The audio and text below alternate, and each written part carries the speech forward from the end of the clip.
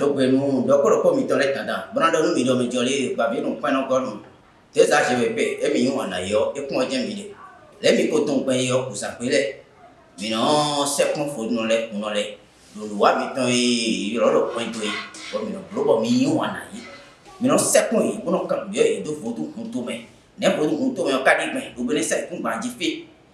kai mi ton mi na yi me ra ho mi tere ton no gangan ai do te wa de ji si jono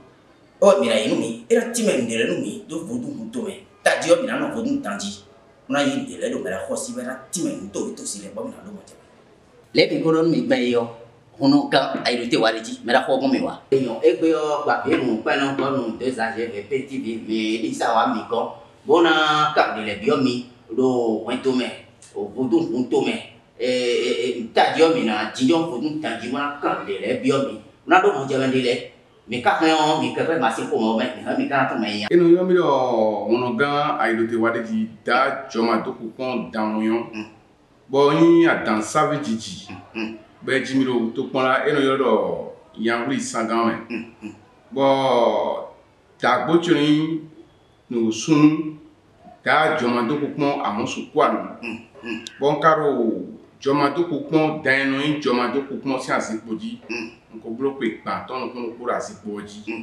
bu kono ta gbochi o dan so wa aja loko sanon no mi kawachi adansa nyawo ni saga bu kono wa dansi anso tokosu lisa o sapata vodou ni le ya dunu e no wa so ton me mi kawa to gampache no lu ta gbochi no wa so kaka e wa iwolo me wa su so gbe tole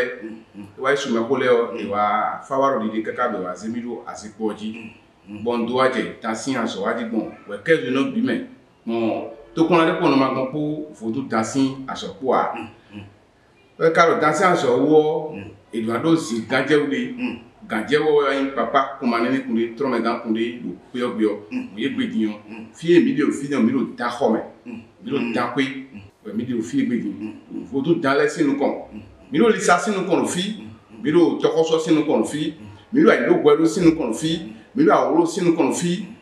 eyo ena tenu mi tana e o kuno kan aidote wadeji o mi mono le egbe jion e ando vodun to me ho do bene sa e kun ban ji fi biro egbe sa sa jiji bono e na ha vodun le me ze vodun to me si mi rodo bono po yesu le bi no lu pe yo mono le mi ni ta to do ime e na mo mi je nko mi na cambio mi lo le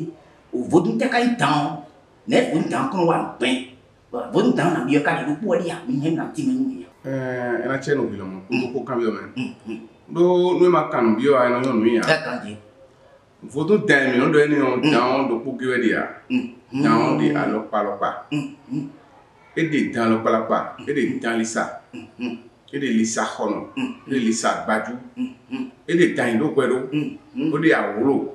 dan no kuma e de lene dan kuma ka de ne le o mi me fon to me lesin fon me ai zo me on lo do mo nu e bi o ke fotun sin aliji o inu yoro mami sika mami ablo mami konfu ablo sika mama chaba ene o tamu to me biolene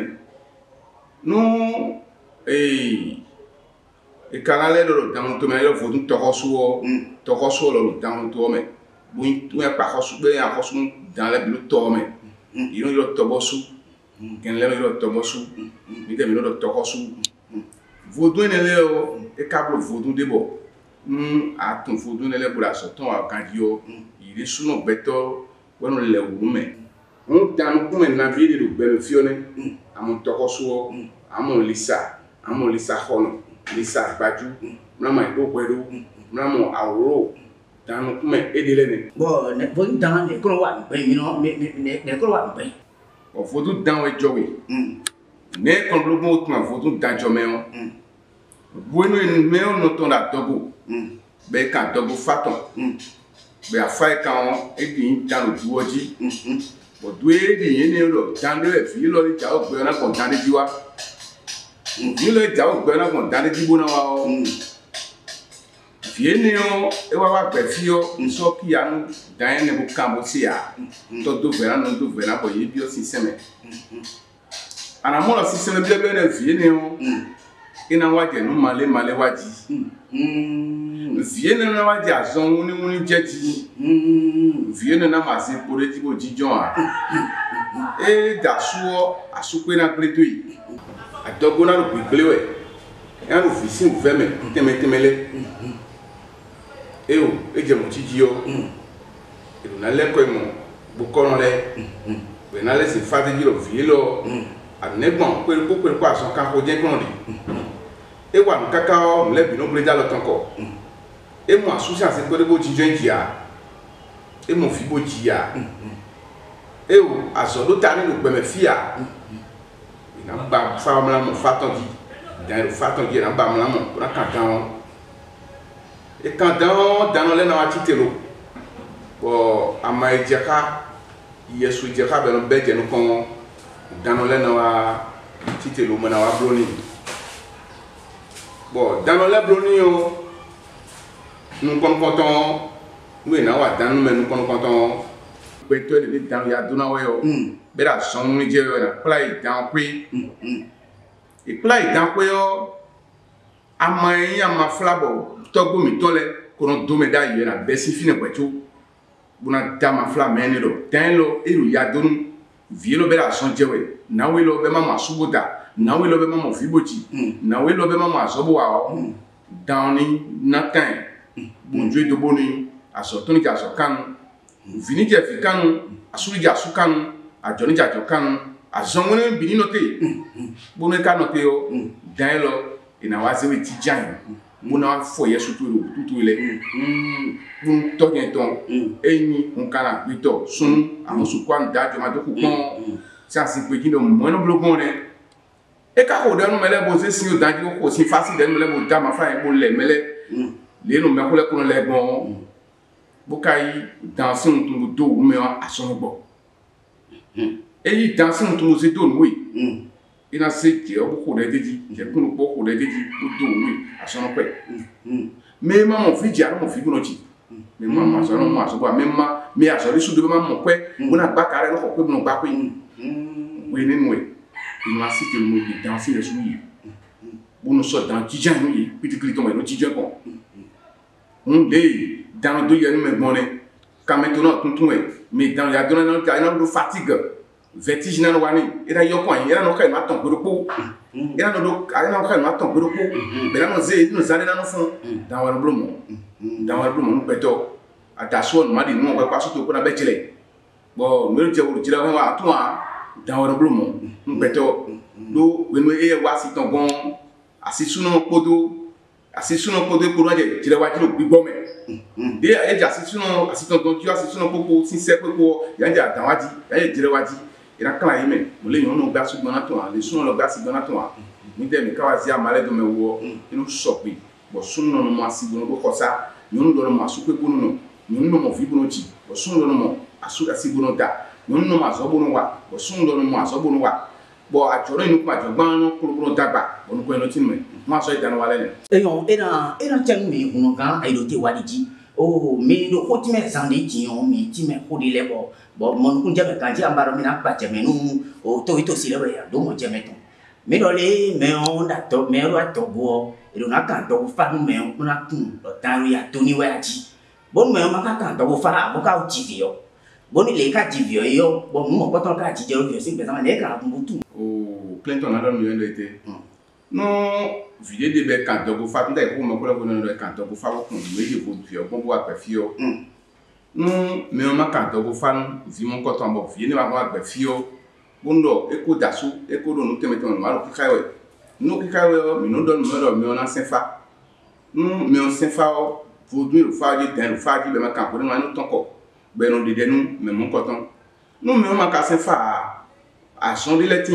bon dans nos pétole pour ba dans non à ton son ele à son pin na vidéo bon dans non on pétole bon mais la son ele de bon moyen minot no melo d'ancien son jelier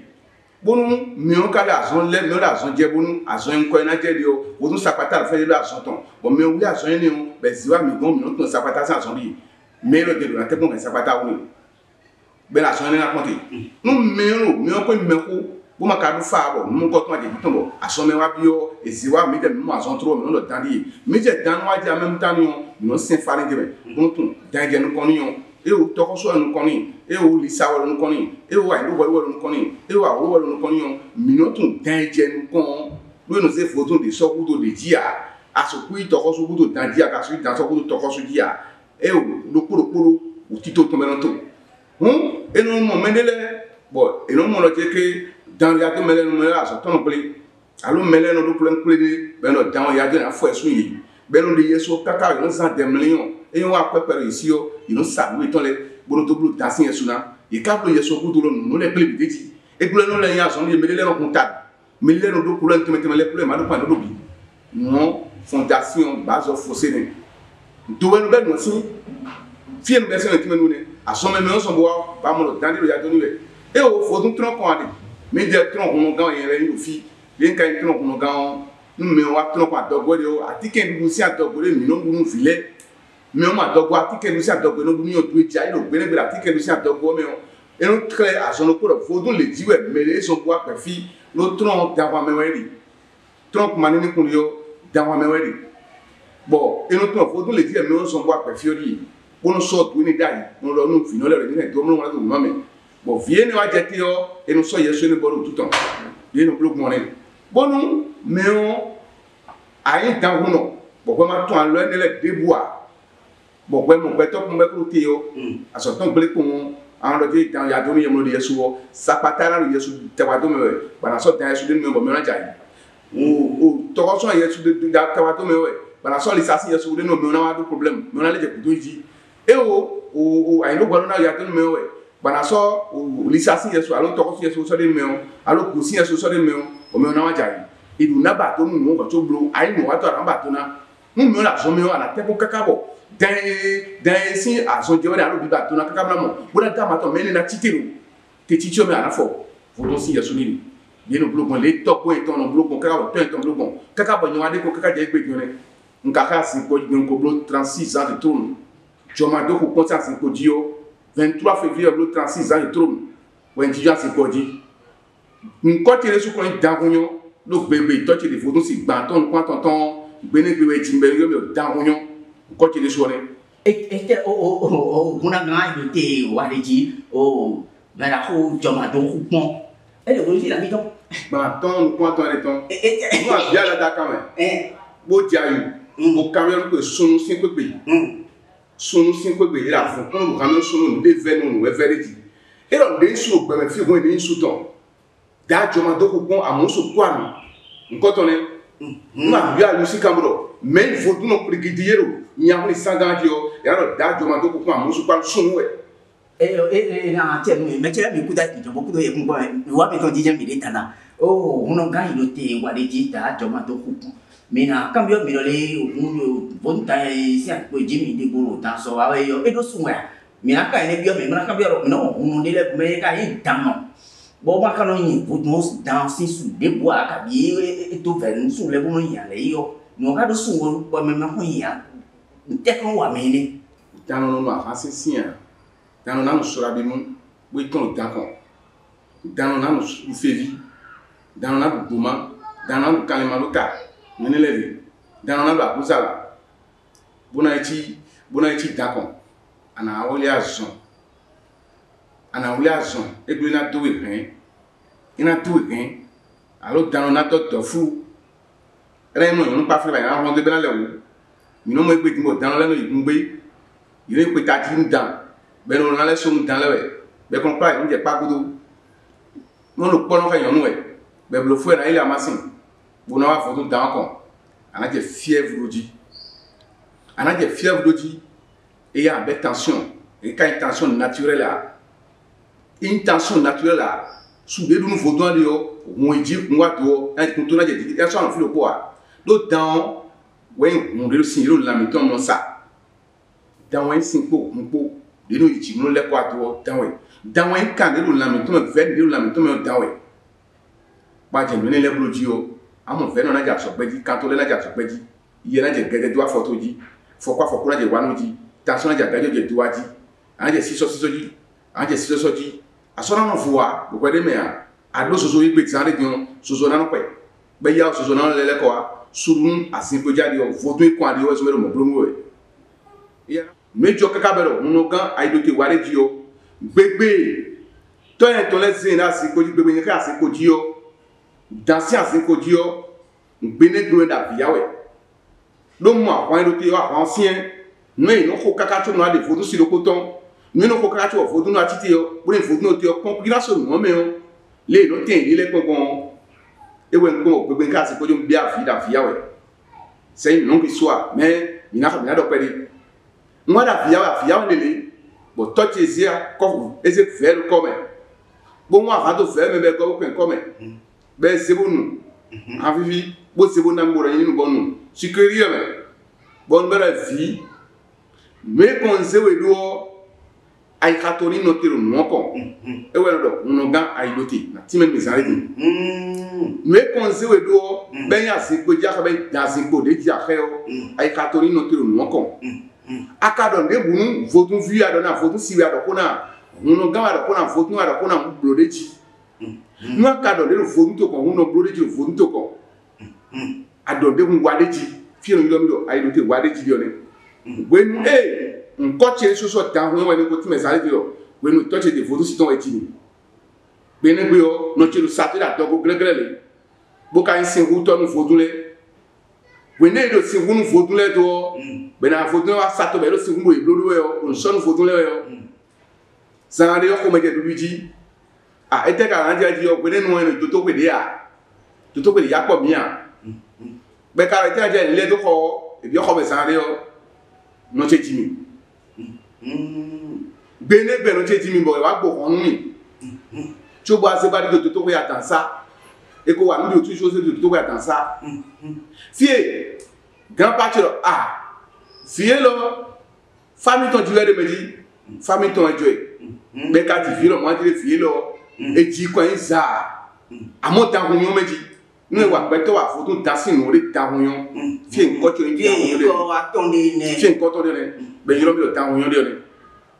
e o metele mi na to gbe ko ko mi tole be kuda ji jon bo kudo yele pin pon afita inu afi ko no bo o mo kan ide te wa ji de te mi ka do mo na ko nu gba bi nu pe no go mi te sa se be TV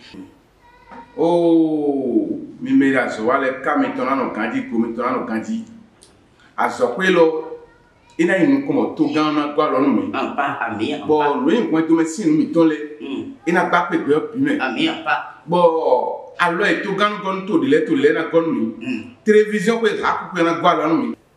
TV o télévision na gwa pa mo ke zo no bi me ami bo file buede yo moto file na capter bo da mo ami do nde buru pe fio dede jenwe mi be o fifo je kana yi ami do no yon khosu mi ton ti ton do fena me ka dwanse point to me sin da juo bodo ewo when to me sin mi pa ko ma za juo khosu so gbe ten yin wana ta mo mi su mi na so yo no aso kana fu mi ya mi na blo tara mi ya ka mi ton no kaji ko mi ton no kaji ko mo mi wa bi o pera se pe nu mi ta mo da gbe na tin fi family no ko mi tole aso ko na brada allo ko na ton no go ti to gudo wana mo teme no do aso na wana do ko mi tole la fi na mo do mi ji e o me dire mi e gbe ton so ro mo na ho ya e je ko le fonu mi na le ape Calabano, tambora, se tu la